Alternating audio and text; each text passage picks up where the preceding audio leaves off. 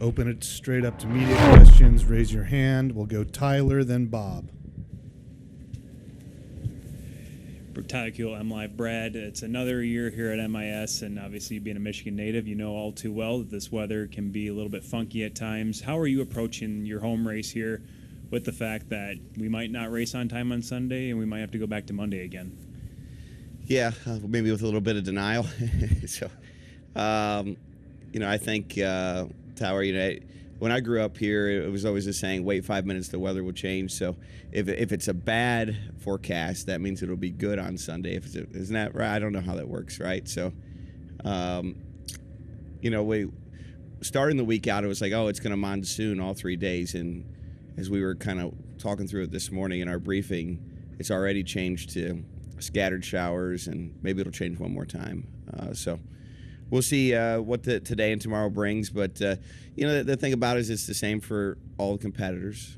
And from that perspective, I think we just view it as something to work through, and in some cases an opportunity. Bob Pockris. Bob Pockris, Fox Sports. If NASCAR had not penalized and taken the playoff bid away from Austin Dillon, would you expect RFK Racing drivers to make that move to get into the playoffs? I don't know.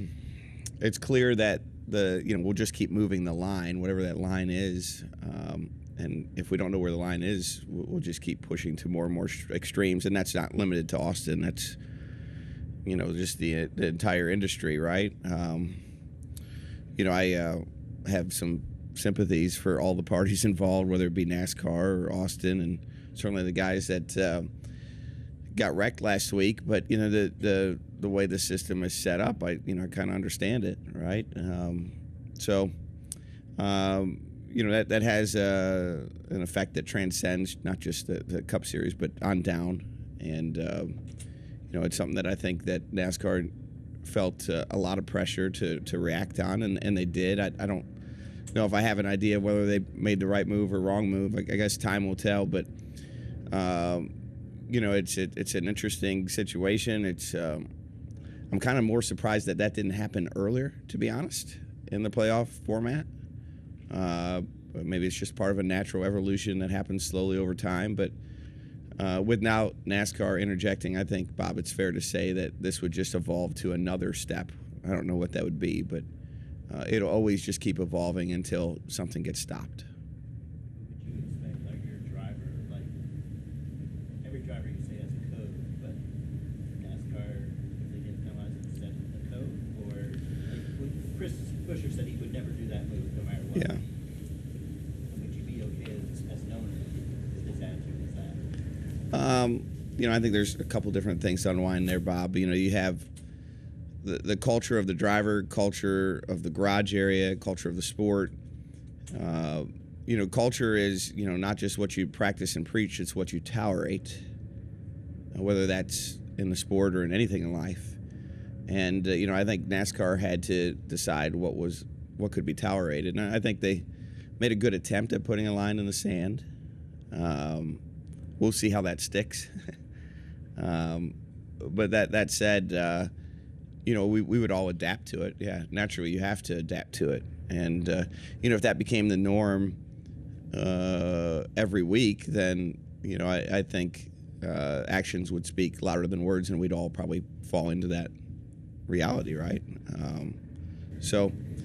I don't think we have any intentions of getting to that being the norm every week, particularly at RFK, but you race what the rules are, and if the rules are something's okay, we're going to probably find a way to do it, right?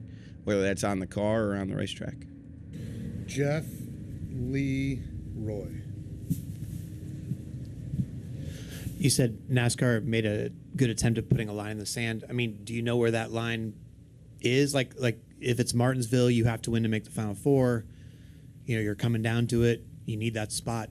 Are you fairly sure of what you can do and not do in that situation? Reasonably. I think they made as good an attempt as you could make to draw a line in the sand, but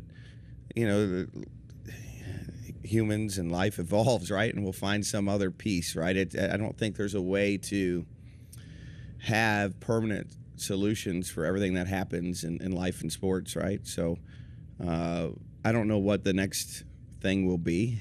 I think everybody a couple years ago got a good kick out of Ross's move, and that was certainly an evolution of the sport, right? And NASCAR made it a point to make that kind of a one and done. And I think they're trying really hard to do that here. Something else I'm sure will pop up, as it always does. And that's part actually what makes the sport fun too, is seeing what new thing is going to pop up.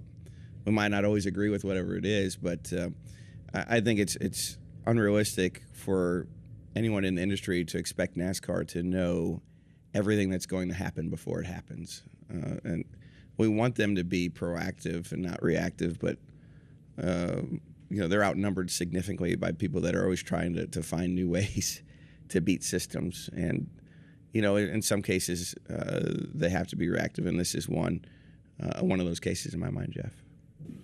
Lee? No problem.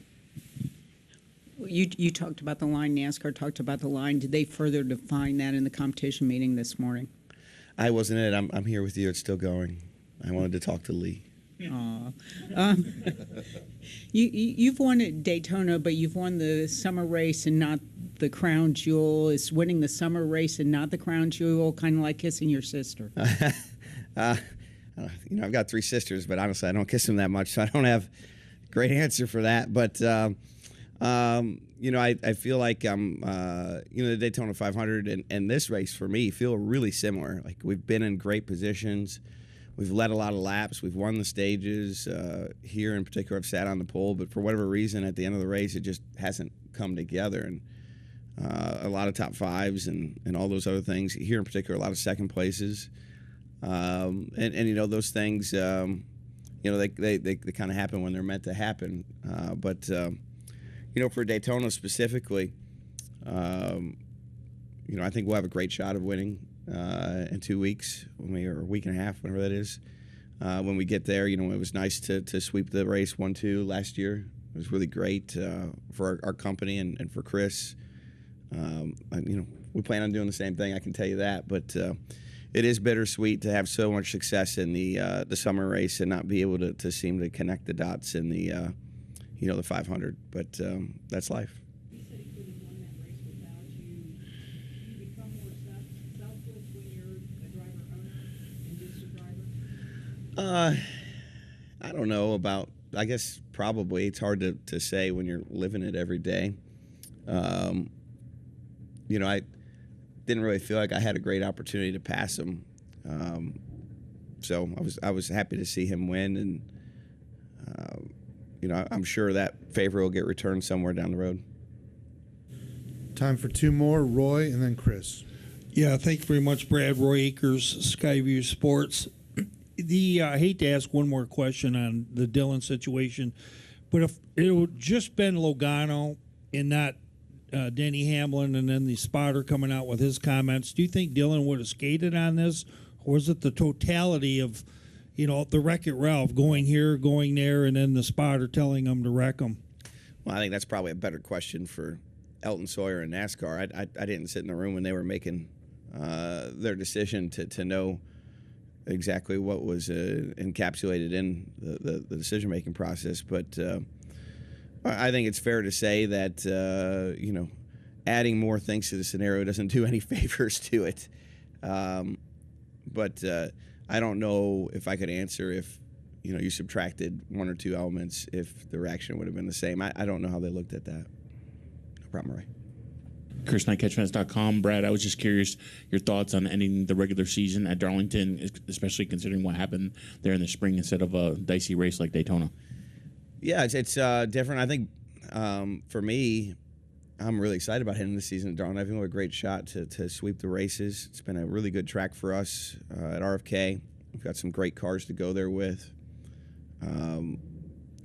Whether it be Daytona or Darlington, now that the 6 car is locked in, or since we've been locked in, we're fairly agnostic to what race it ends with. But that said, we're throwing everything we have at it for Chris Buescher to make his way in the playoffs, and right now he's the cutoff car to make it, and that's going to be a really difficult race. 500 miles around Darlington it's a tough race, but even more so knowing it's the cutoff race to make the championship. That's going to be a very big challenge for him and for all those drivers that are trying to break through. So I think it almost is fitting in that sense, Chris, because the Southern 500 is meant to be a very prestigious, very challenging race for the drivers, and it'll make it even that much more impactful. No problem. That's it, Brad. Thank you very great. much. Thanks, guys. Good luck